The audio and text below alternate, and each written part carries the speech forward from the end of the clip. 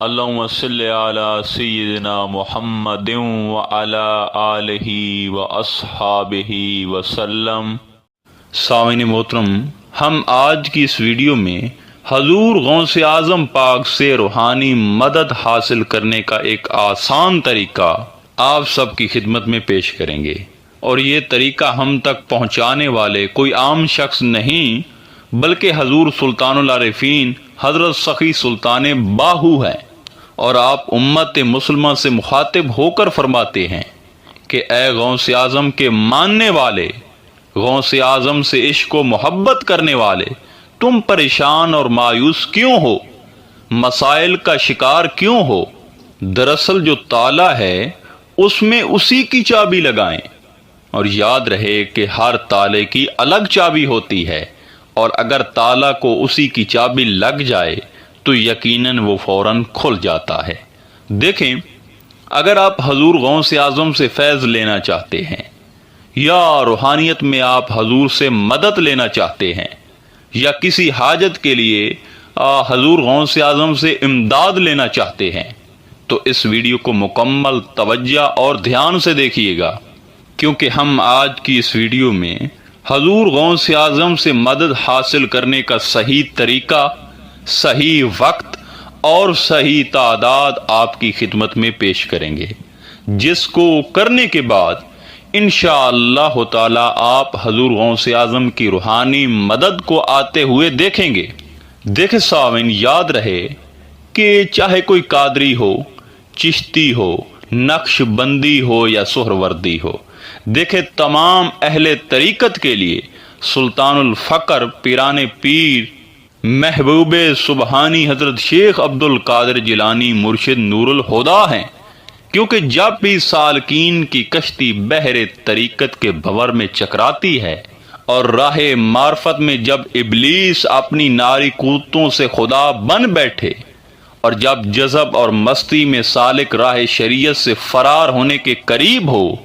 تو اللہ تعالیٰ کے حضور سے ہدایت کبھی حضور غوث اعظم کے روپ میں اور کبھی حضرت سخی سلطان باہو ہادی کی صورت میں آ کر طالب کو مذکورہ مصیبتوں سے نجات دلاتے ہیں، اور نبی کریم صلی اللہ علیہ وآلہ وسلم کی بارگاہ میں پہنچا دیتے ہیں۔ یعنی آپ اپنے کسی مرید کو تنہا نہیں چھوڑتے۔ حضرت سخی سلطان باہو نور الہدیٰ میں ارشاد فرماتے ہیں کہ حضرت غوث الاعظم کا ہر مرید انوار الہی کا فیض بخش آفتاب ہے، جو طالبان مولا کو مجلس محمدی صلی اللہ علیہ وآلہ وسلم کی حضوری بخش کر راز رحمت کا فیض عطا کرتا ہے۔ اور یہ باطن صفا باہو کہتا ہے کہ حضور غوث اعظم کی بارگاہ میں پہنچ کر کوئی شخص بے نصیب نہیں رہتا۔ آپ کے مرید مرد ہیں، پردرد ہیں اور اہل تجرید ہیں۔ دیکھیں سامعین، حضور غوث اعظم کی شخصیت، صورت اور آپ کا فیض تو ایک طرف، حضرت سخی سلطان باہو تو فرماتے ہیں کہ جو حضور غوث اعظم کا نام مبارک ہے، اس میں وہ قوت ہے، وہ طاقت ہے کہ اس نام معظم کی تاثیر سے حضوری معراج کا مشاہدہ نصیب ہوتا ہے۔ دیکھیں سامعین، اگر آپ روحانیت اور فقر میں کسی مقام پر پھنس چکے ہیں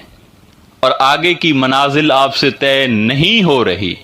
یا آپ کو نفس اور شیطان نے ہر طرف سے گھیر لیا ہے اور ان سے باہر نکلنے کا کوئی راستہ آپ کو نظر نہیں آ رہا، یا آپ روحانیت میں سست روی کا شکار ہیں، یا دنیاوی لحاظ سے آپ کسی پریشانی کا شکار ہیں، یا کسی مسئلے میں آپ بری طرح پھنسے ہوئے ہیں، یا کوئی آپ کی ایسی حاجت ہے جو اب تک پوری نہیں ہو رہی، تو ان تمام مسائل کے لیے اس صورت میں حضرت سخی سلطان باہو نے امت مسلمہ کے لیے ایک وظیفہ بتایا ہے، جس کا تعلق حضور غوث اعظم کی ذات گرامی سے ہے۔ اور یقین جانیں کہ اس وظیفہ میں وہ طاقت ہے، وہ نور ہے، وہ راز ہے کہ جس کو لفظوں میں بیان بھی نہیں کیا جاتا۔ یقین جانیں کہ اس وظیفہ کی برکت سے شاہ بغداد اپنے چاہنے والے کی داد رسی کرتے ہیں، اور اپنی قوت کاملہ سے دیکھیں، یاد رہے کہ حضور غوث العظم مالک الملکی فقیر ہیں، اور مالک الملکی فقیر چاہے حیات ہو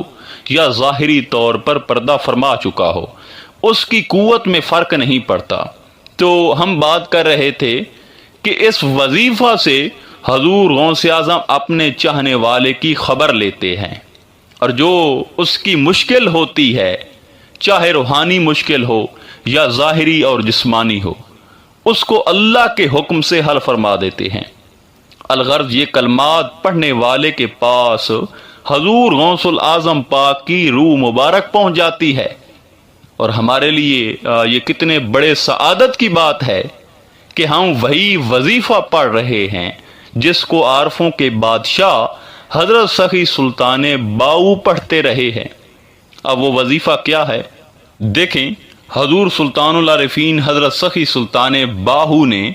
اس وظیفہ کو اپنی کتاب شمس العارفین میں لکھا ہے۔ احضروا بملک الارواح المقدس والحی الحق کا یا شیخ عبد القادر جیلانی حاضر شو۔ دیکھیں، اب اس کو پڑھنے کی ترتیب یہ ہے کہ ایک بار یہ کلمات پڑھنے ہیں، اس کے بعد 3 بار دل پر کلمہ طیب کی ضرب لگانی ہے۔ اسی طرح ہر بار ان کلمات کو پڑھنے کے بعد 3 بار کلمہ طیب کی ضرب لگائیں، اور اگر ان کلمات کی تعداد کی بات کریں تو یاد رہے کہ ان کو دن میں 101 بار پڑھنا ہے۔ دیکھیں، مکمل یقین، توجہ اور دھیان سے پڑھنا ہے، اور پڑھنے میں جلدی نہیں کرنی۔ بہتر ہے کہ رات کے وقت پڑھ لیں، کیونکہ عموماً رات کو کوئی شور شرابہ نہیں ہوتا، اور نہ ہی انسان کا دماغ کسی اور جگہ تقسیم ہوتا ہے۔ دیکھیں، آپ کی کوئی بھی جسمانی یا روحانی حاجت ہے یا پریشانی ہے تو اس کو ذہن میں رکھ کر کچھ دن مسلسل بلا ناغہ یہ وظیفہ جاری رکھیں۔ انشاءاللہ تعالی وہ کرم اور مدد حاصل ہوگی کہ حیران رہ جاؤ گے۔